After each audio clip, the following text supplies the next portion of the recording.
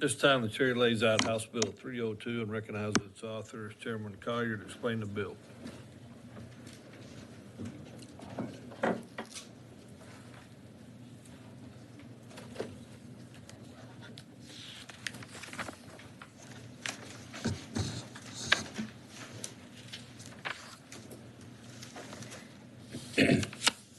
Chair and members, House Bill 302 updates the definition of consent in the Penal Code to ensure the crime of sexual assault covers situations when consent is clearly lacking. Under current law, to commit sexual assault under the Texas Penal Code, a perpetrator must intentionally or knowingly commit a sexual act without the victim's consent. The Penal Code lists several situations when consent is lacking for this offense. For example, the list currently includes when an actor compels the victim to participate by use of physical force or violence, or when the actor knows the victim is unconscious. Now, this list does include some many necessary situations, but it's incomplete. There are cases that we are not prosecuting and getting, and there are gaps in our system. And it makes it difficult for our prosecutors to charge and obtain a conviction after incidents that should clearly qualify as a sexual assault. House Bill 302 addresses this problem by adding 3 situations to the list of circumstances in which consent is lacking. When the actor knows the victim is intoxicated, such that the victim is incapable of appraising the nature of the act. When the actor knows the victim has withdrawn consent and persists anyway. And when the actor is a caregiver hired to assist the victim with activities of daily life and causes the victim to submit by exploiting his or her dependency on the actor. I don't know about you, but I'm tired of seeing perpetrators get away with claiming that they too were intoxicated and therefore they don't remember the incident. They don't remember their act of sexual assault. That should no longer be acceptable in Texas. We have got to do better. So let me tell you, under the first 2 scenarios, a prosecutor would have to prove not only that the circumstances existed, but also that the actor knew they existed. This is consistent with existing provisions defining consent. Similarly, the last scenario mirrors existing provisions addressing exploitation by mental health service providers and members of the clergy. Sexual assault is a serious problem in Texas. Studies tells us that 2 in 5 women and 1 in 5 men will experience this horrible crime. That equals about 6.3 million adult Texans who are victims. House Bill 302 aims to help victims of a sexual assault receive the justice they deserve. Currently, our criminal laws don't even adequately describe the crime that we are trying to prevent. How can we tell survivors to come forward? How can we tell survivors to come forward and report a traumatic experience to police when the law itself is so lacking?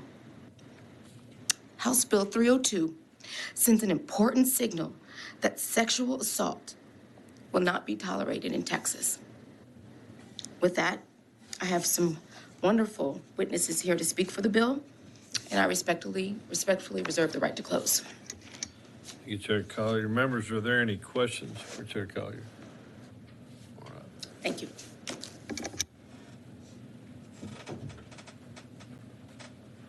that the first one? Yes. Bethany?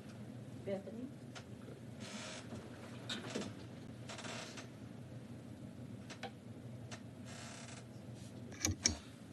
This time, the chair calls Bethany Swerdoff. Hopefully I said that correctly. If you will, please state your name, who you represent, and your position on the bill. Hello, my name is Bethany Swordloff. I am representing myself, and I am for the bill. August 13, 2017 was the day that changed my life forever. I just turned 21 years old and was about to start my senior year of college at Texas A&M University. That night, one of my best friends was going to apply to for jobs at local bars, and I volunteered to go with her in concern for her safety. At one of the bars, we were told to wait until after closing to speak with the manager. After the manager locked up, he gave us drinks that were spiked with date rape drugs. My friend was underage at the time. Neither of us remember anything after that. All I know is I woke up the next morning completely confused as to where I was, who was in the bed next to me, and why I was naked. I immediately started to panic. Terrified, I tried to find my belongings and sneak out, but I couldn't find anything other than my shirt. He told me my pants and underwear were in the bathroom at the bar, and that he had taken me to an after party that I have no recollection of, naked from the waist down. My friend woke up in broad daylight to two strangers offering her a ride home after finding her in a ditch, covered in scratches and insect bites about 20 minutes from the bar on an isolated county road. She was either pushed out of his moving car or she jumped out while the car was moving in fear of her life. Either way, he knowingly left her there to fend for herself. The couple who found her the next morning made it very known that they were willing to testify, but to my knowledge, nobody has ever contacted them for a statement despite their eagerness to help. After doing everything in my power to pursue justice and ensure that he was taken off the streets so that that he would not do this to anyone else, especially since I was told by the College Station police that I was not his first victim. I was told that the DA had chosen not to pursue him criminally until he had committed a more heinous crime. In October of 2020, he caused a severe accident driving over 100 miles per hour down a residential road, resulting in an innocent girl receiving a traumatic brain injury. This was his third known DWI.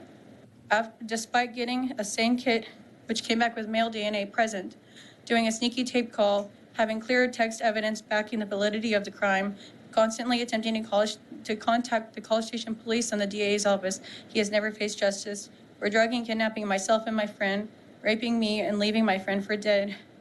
I've suffered greatly because of his actions.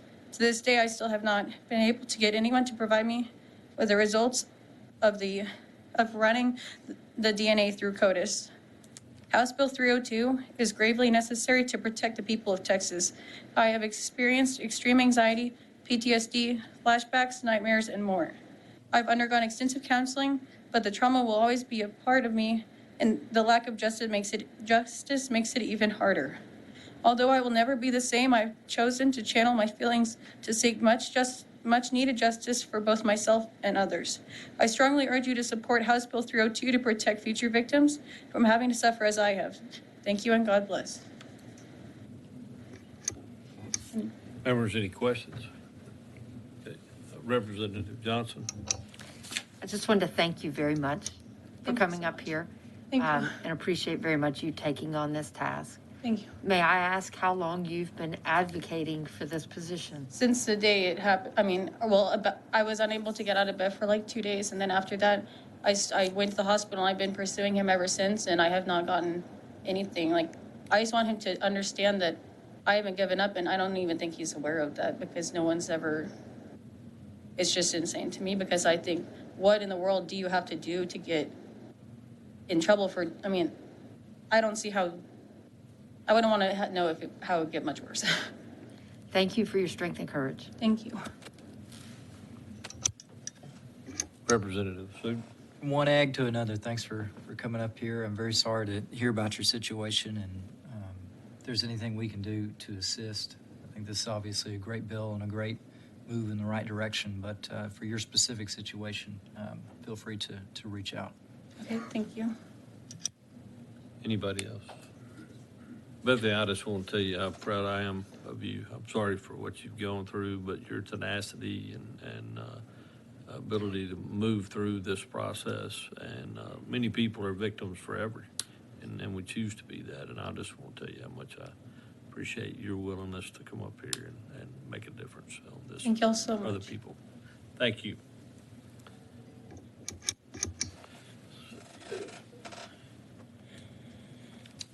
At this time, Chair, we call Ms. Depika Odali.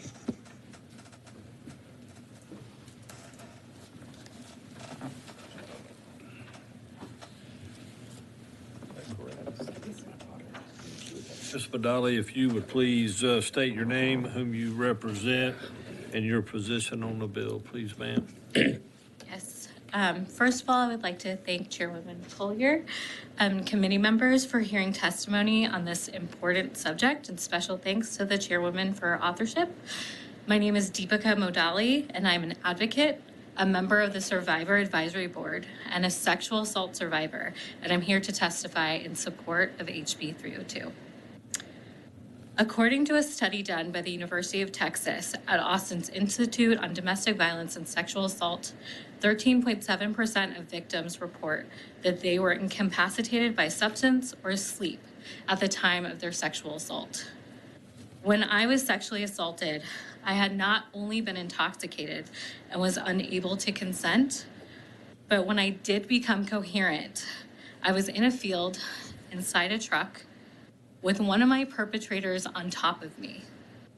At that time, I began screaming and pushing and saying no, but nothing deterred my assaulters. This bill addresses that there are many situations where sexual assault is without the consent of the other person, including intoxication, physical inability to resist, and withdrawing consent. In many cases, including my own, survivors are questioned without fail on their level of intoxication, whether they said no, when they said no, instead of perpetrators being asked if consent was given. This bill will give survivors across the state much needed protection and support around the many issues of consent. I urge you to pass this bill today. Thank you. Members, any questions for this one? Representative Johnson? Thank you again for having the strength and courage to come up and talk with us about your experience. May I ask, how long have you been advocating for these positions? I've been advocating for years. I'm an advocate right now. This is what I'm giving my life to. Thank you. Thank you. Any other questions, members? Thank you again, Ms. Modali, for being here. Thank you for your courage. This time, the chair would recognize Hannah Simcoe.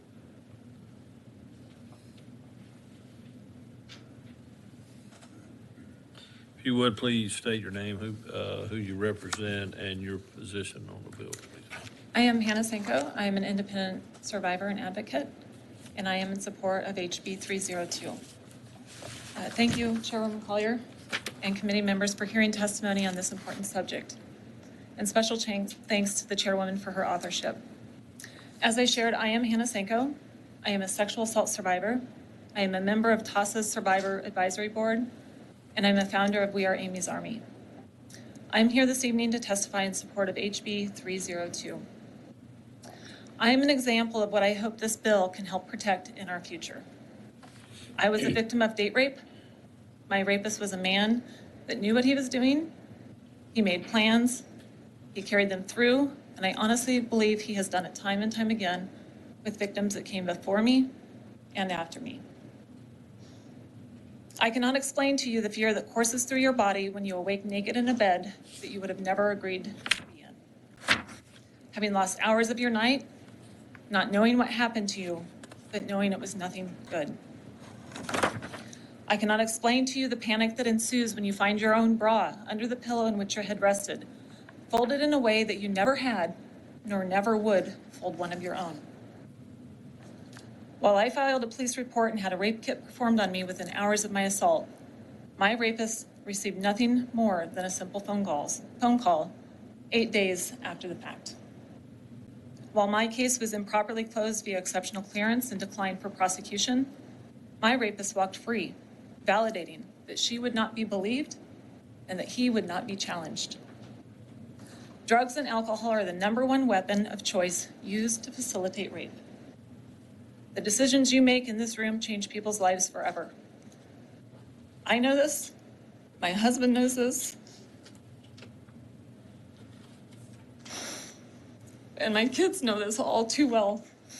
I ask that you support HB 302. Thank you.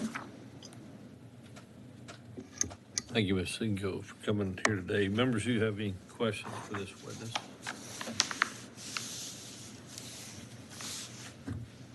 Representative Crockett. First of all, I want to say thank you. Not many people know how hard it is to tell their truth. And so I appreciate you. I am a problem solver. I think that we all strive to do that. And it is evident that there is a problem. And I want, and if there's a DA that wants to be some sort of a resource for me ultimately on this issue, I would love that, because as a defense attorney who, I've always been on the defense side. So I've represented the worst of the worst. It's the reality. And I am concerned about the lack of prosecution that I'm hearing, because, I mean, I've had people, I can think of one person that's in prison right now for life. And I want to get to the source of what, it sounds like it's a discretionary issue that's happening, but I do want, hopefully, a DA to sign up. I don't know how many times I'm gonna say that, as a resource witness, because, you know, I'm wrecking my brain as I hear your stories, and I'm thinking about, you know, will this fix it? Will this make a prosecutor now prosecute? Or do we need to expand and add additional language? You know, we have options within the code that say, like, who can technically present things to a grand jury. Most people think that it has to be the DA, but we do have some exceptions. And so I just want to make sure that we definitely get to the heart of it.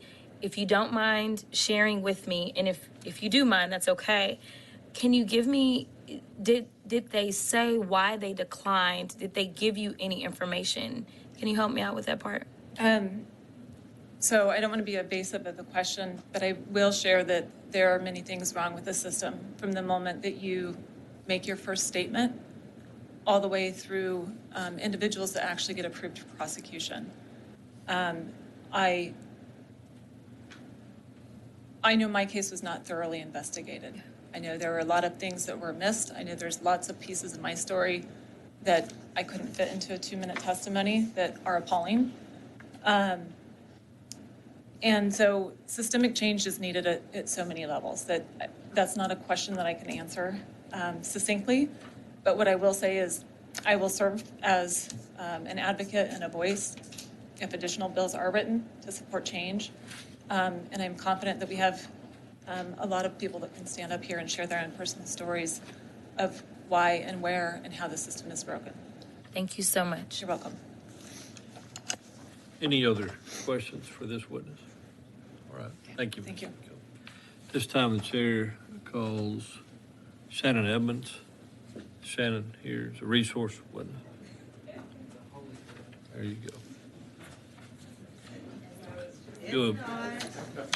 Mr. Edmonds, if you'd state your name, who you represent, and your position on the bill, please, sir.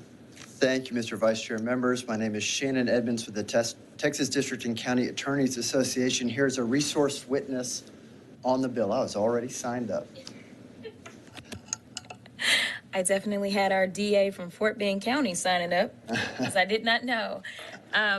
So I'm curious, you know, I've had some crazy cases in my life, to say the least. And I've had these exact scenarios be played out and people be given a lot of time. And what I'm curious about is, I know that these scenarios can be prosecuted currently. I have no doubt in my mind that these scenarios that these young ladies have laid out could absolutely be prosecuted.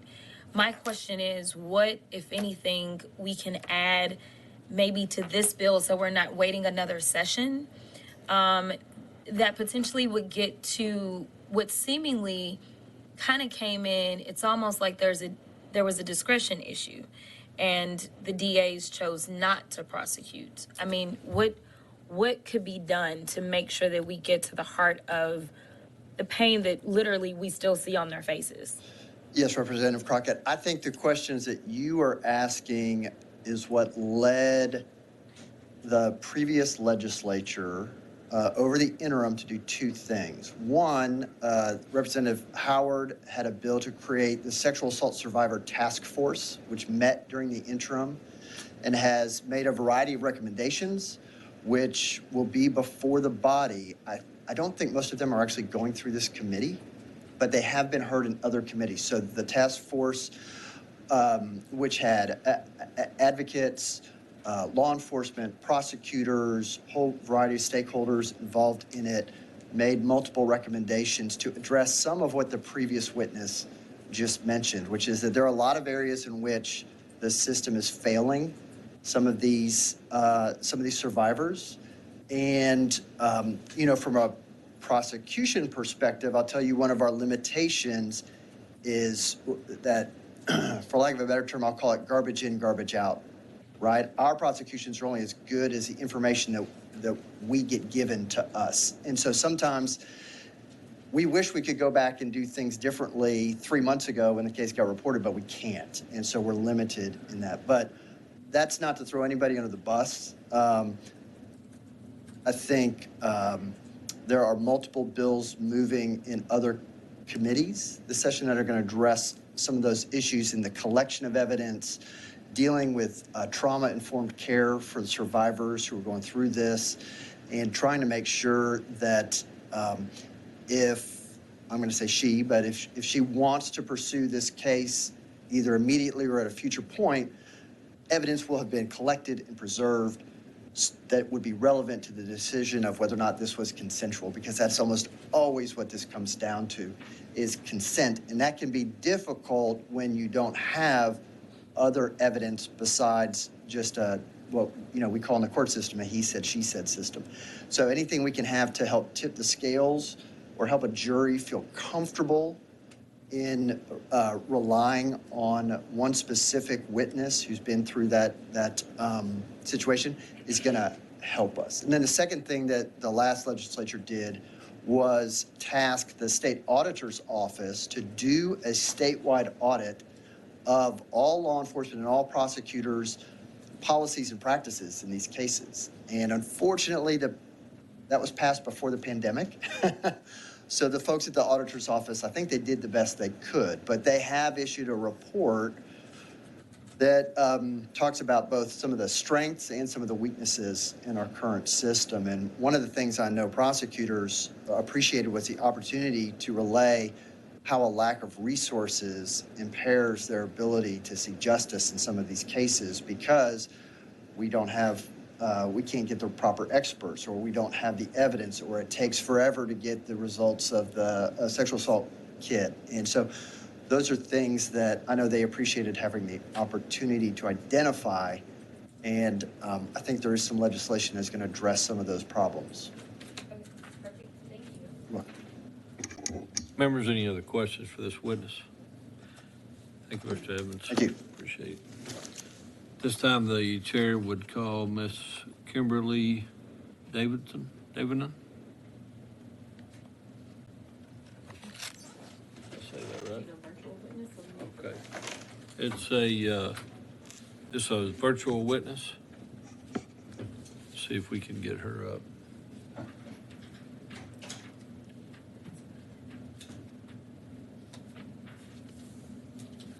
All right. Kimberly, would you please state your name, who you represent, and your position on the bill, please, ma'am?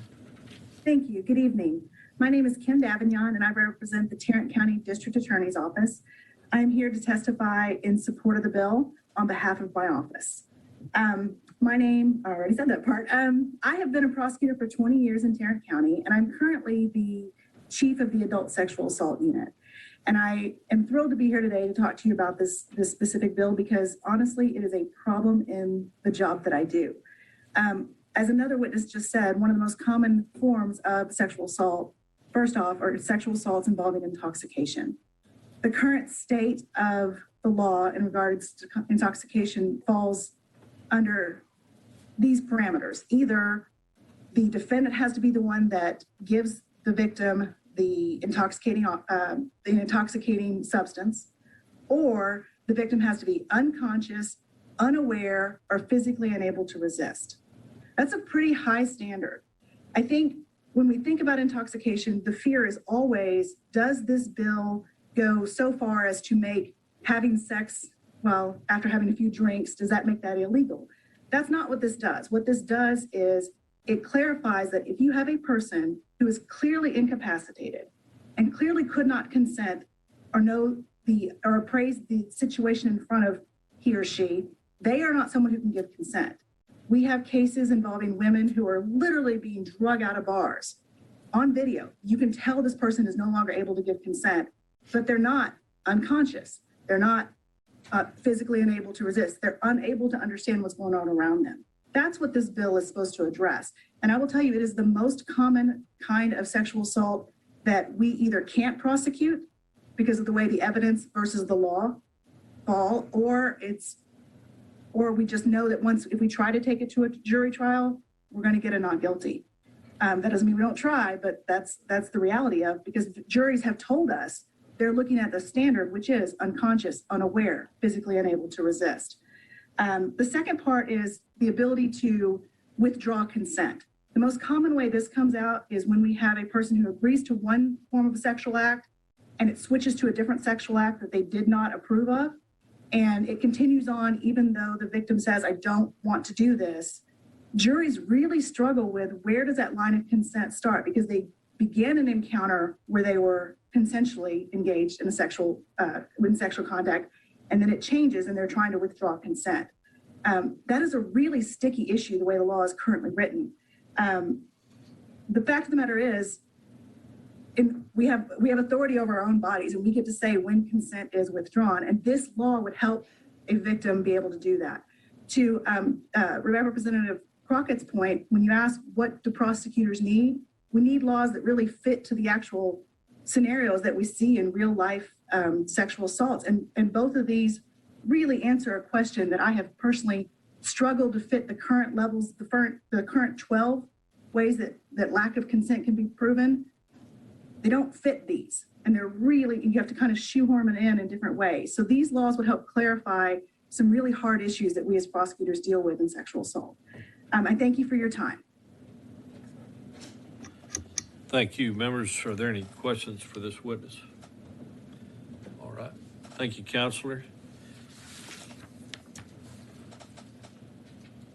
Is that all the witness? Is there anyone else who wishes to testify on, for, or against House Bill 302? Chair sees none.